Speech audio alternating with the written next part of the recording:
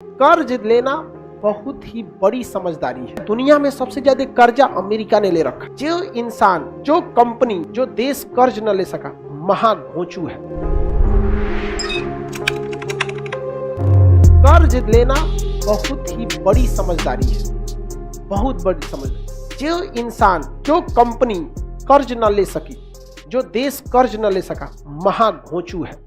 But उसको किस तरह से यूज करके, आपको पता है दुनिया में सबसे ज्यादा कर्जा अमेरिका ने ले रखा। दुनिया में सबसे ज्यादा कर्जा अमेरिका ने लिया है। कर्ज लेना गलत बात नहीं है। कर्जा आपको चुकाना बड़ा सिंपल होता है। साल भर का ब्याज लेता है 10%। बहुत ज्यादा बता रहे हैं 10%। साल भर का ब्याज कितना लेगा? 10। और उस कर्ज को आप कुछ भी नहीं करेंगे, थोड़ा भी कहीं इन्वेस्टमेंट करेंगे तो उस पर कम से कम आपको 60% का ब्याज आ जाता है। मतलब इंटरेस्ट क्या हो जाता है? आ जाता है। फायदे आ जाते हैं कि नहीं आ जाएंगे? अब जैसे सिंपल सी एक बात बताते हैं।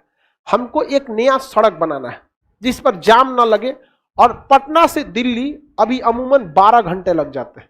एक बेहतरीन सड़क बनाए 20 लेन का, भयानक, एकदम एकदम जबरदस्त, और सीधे पहुंच जाएंगे यहां से दिल्ली 6 घंटा में, एकदम दंदना के 200 की स्पीड में चलिए, सड़क एकदम चौड़ा। पैसा है हमारे पास? नहीं। तो हम ये सोचते हैं कि इस पे अगर सड़क बना देते हैं तो जितने भी वीआईपी लोग हैं उनके पास टाइम नहीं रहता है। फ्लाइट से कोई जाना नहीं चाहता है, ससुरा इतना झमेला होता है। बेल्ट उतारो, जूता दिखाओ, मुंह खोलो, मुंह नहीं खुलवाता है लेकिन पूरा जांच करा देता है। कितना खराब लगेगा सोचा, बेल्ट वोल्ट खोलोगा और फिर उन्हें से उतर के सामान रखिए, फिर बेल्ट पहनिए, सोचा तो नहीं, समझ आएगा? सब चीज का आता है बकलोल। तुम लोग से ज्यादा खाली तू सर्वरे देखता है। परचेजिंग पावर में बाबू हमको खर्चे देखने होते हैं। खर्चा निकाल के कितना खरीद सकते हो? हमरे बराबर खर्चा है तोरा।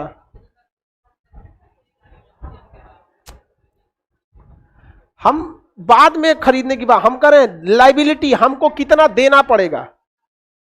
सर्वर हम यूज कर चुके हैं, हम बिल पेमेंट करेंगे, तुम नया सामान खरीदेगा, तोरा 1 करोड़ देंगे, तू 1 करोड़ का नया सामान खरीदेगा। हमें 1 करोड़ देगा तो 50 लाख हम बिले पेमेंट कर देंगे। इतना पीछे से माथा पे अपना लोड रहता है, नहीं समझा? तो कौन सी का लोड होगा तुम्हें? खूब से खूब रिचार्ज कराएगा।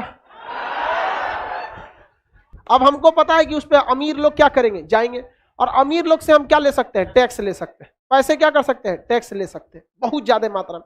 कह देंगे इस पे जो गाड़ी लाएगा 1000 रुपया हमको क्या दो, टोल दो, कोई भी दे देगा। रीजन क्या है कि अच्छी सड़क पे गाड़ी का मेंटेनेंस कम आता है, फ्यूल बचता है, टाइम बचती है, गाड़ी पर स्क्रैच का खतरा कम रहता है। जाम वाले में से लेके जाएंगे ये भिगना पाड़ी से, जो गाड़ी एक बार एने से रगड़ाएगा, एगो एने से रगड़ाएगा, जो यहाँ पे एक बार गाड़ी सर्विसिंग में गुजरी 30-40 हजार का खर्चा आ जाता है। तो कौन नहीं दे देगा ऐसा सड़क पे? तो हम देखते हैं कि एक सड़क पर अगर हम 1000 रुपया टोल लेते हैं और प्रतिदिन वहां से कम 20,000 गाड़ियां जाती हैं, तो आप सोचिए ना प्रतिदिन का इनकम कितना हो जाएगा। 1 2 3 4 5 6 7, 2 लिख के कितना जीरो बैठा देते हैं? कितना जीरो? 7। कई दाई सैकड़ा हजार, 10,000 लाख, 10 लाख करोड़। प्रतिदिन कितना? 2 करोड़। प्रतिदिन इनकम कितना हो रहा है? 2 करोड़। सोच इस सड़क तो एक नंबर है, 20,000 गाड़ी तो एक नंबर जाएगी, दिल्ली जिसको जाना होगा इसी सड़क से जाएगा। हमको इस दूसरा कहां से आएगा? क्योंकि एक दिन का है। किसका है? पर डे का। साल भर में गुड़ा कर लीजिए ना, इतना से 365 से गुड़ा करो तो 365 का दूना हम 700 मानते हैं। ध्यान से समझो, 365 का दूना हम कितना मान लेते हैं? 700। तो यहां हम लिख देते हैं 700, हाई जीरो तो फ्री में उतरेगा 7 गो। हाँ हो गया। इकाई दहाई सैकड़ा हजार, 10,000 लाख, 10 लाख करोड़, 10 करोड़ अरब, 7 अरब साल भर। एक साल में कितना अरब? 7 अरब। तो ससुरा हम बैल है ना जो विश्व बैंक से कर्जा न ले। विश्व बैंक से हम कर्जा ले लेते, भैया हमारा 7 अरब लोन दे दे, 1 साल बाद चुका देंगे, थोड़ा 8 अरब देंगे। कहा कि विश्व बैंक भी देगा? इतना जल्दी तो पैसा कोई डबले नहीं करता है। इस 7 अरब कर्जा ले रहा है, 10 अरब दे देगा, तो हम कितना लाएंगे? 7 अरब। अब विश्व बैंक को कहेंगे 10%, हम भले ऐसे बोल दिए, ब्याज कितना लगेगा? 10%। 10%, 7 अरब का 10% ससुरा 1 अरब नहीं होता, 70 करोड़ होगा। कितना होगा? 70 करोड़। मान के चलो 100 करोड़। हम विश्व बैंक से कितना लाएंगे? 7 अरब। लौटाएंगे कितना?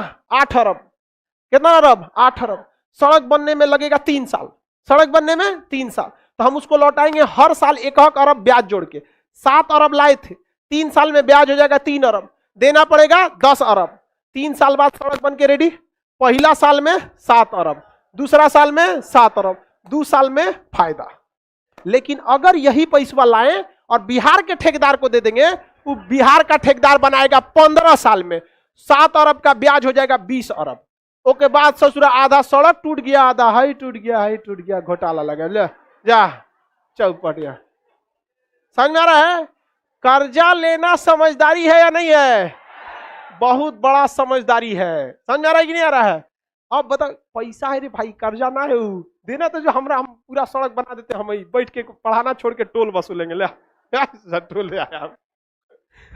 आप बताइए बिहार में कौन सी सड़क परियोजना है जो अपने पैसा से है? कोई नहीं।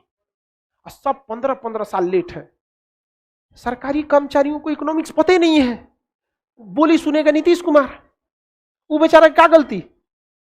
वो तो मेहनत से वर्ल्ड बैंक में डेडिकेशन भेज के अपना वहां से पैसा लगाए। यहाँ पर पुल बंद के बैठ, एक और को पुल जिसको बन जाने थे 2012 में, अभी तक बनले नहीं है। इकोनॉमी, कौन सी कंपनी कर्जा नहीं ली है? कौन सा देश कर्जा नहीं लिया? अमेरिका इतना कर्जा लिया बेवकूफ। अभी बताओ, हम जो सड़क बनाते अपने पैसा से, सोचा घर दुआर बेचना पड़ता, किडनी उडनी बांधे रखना पड़ता, पता चला एगो लॉकडाउन हो गया तो किडनियों बेचा जाएगा। नहीं समझे? अब वर्ल्ड बैंक का पैसा है, एक दिन लेट, 1 साल लेट हो जाएगा तो 100 करोड़ एक्स्ट्रा लगेगा, लाओ 1 अरब ले जाओ यहाँ पर। लेकिन हमारा प्लान तो सक्सेस हो जाएगा। नहीं समझे?